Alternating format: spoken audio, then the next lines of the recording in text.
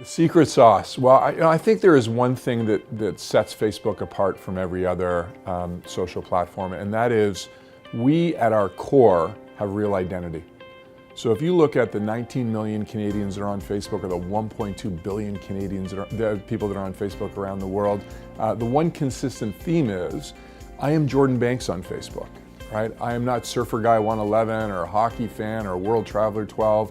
I am who I am, and the people I connect with are who they are. And the brands and the community organizations and the hockey teams that I like and interact with on Facebook are very genuine and very authentic. And so the core of what we do is all based on authenticity and real identity, and I really believe that's our secret sauce. I think we did a number of things, but in my opinion, it all boils down to one word, and that's mobile.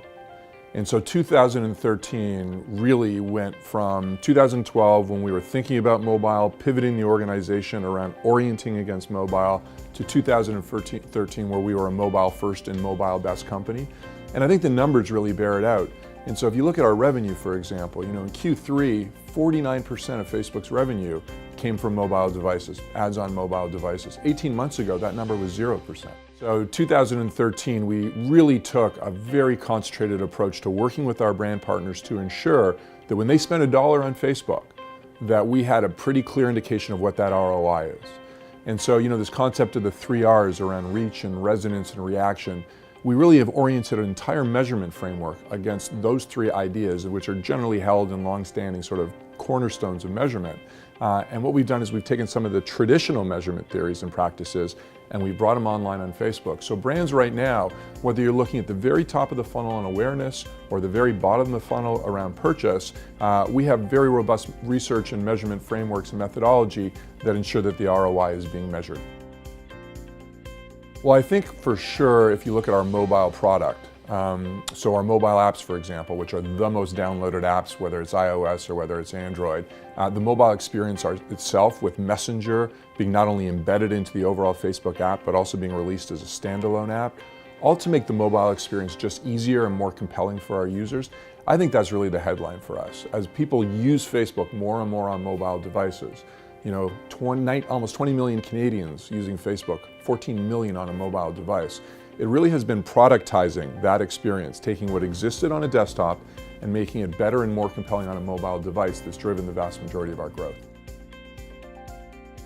I think the media mix now is more interesting than ever before. And if I think of TV, there's never been a more difficult time in the history of marketing to be a marketer than today. Right? The dynamic between marketer and consumer has fundamentally changed. Consumers are no longer working hard to find brands. The expectation is the brand is going to find me. You better hit me with a personal, relevant, and timely message, otherwise I will ignore you and I'll go to your competitor. And so what we've tried to do at Facebook, and I think very successfully, is we've gone to marketers and we've said, we're going to provide an opportunity on our platform to find all the people that matter to you every day, everywhere. And in fact, TV plus Facebook, way stronger than just TV. The reality today of TV consumption, and make no mistake about it, TV's not going anywhere, right? TV now is being watched more than it has in the past. Although if you look at aggregate time spent, digital is now, above TV. But what's happening on TV shows is there is a second and sometime a third screen, which is integral to the TV viewing experience. And so it used to be, we'd go to a water cooler and we'd talk about last night's game or last night's program, or we'd sit in the living room. It doesn't happen anymore because people are on Facebook talking about what's happening in the football game. Can you believe what was happening in Breaking Bad? What are you going to watch next hour? It's all happening in real time and being influenced by your friends. And so if I have 4 friends saying, at 9 o'clock tonight, I'm going to watch the new episode of Homeland, well, chances are at 9 o'clock, now I'm going to watch the new episode of Homeland too. I think you are going to see in 2014 even more exciting things coming out of progressive brands.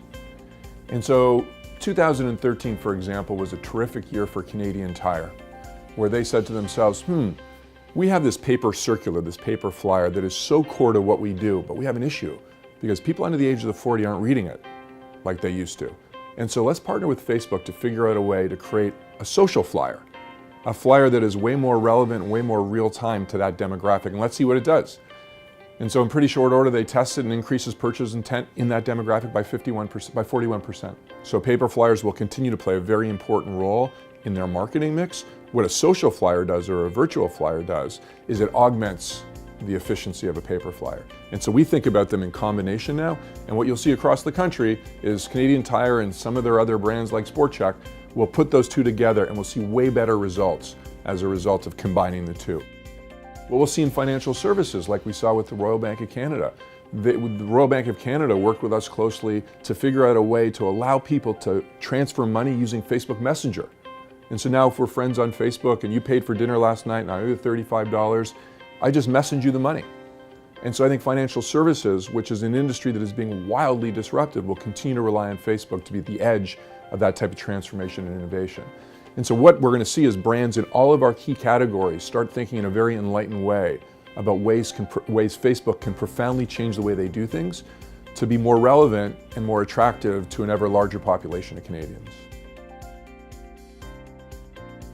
This gets my patriotic heart beating because Facebook in Canada is looked at within the global Facebook regime as being a world leader.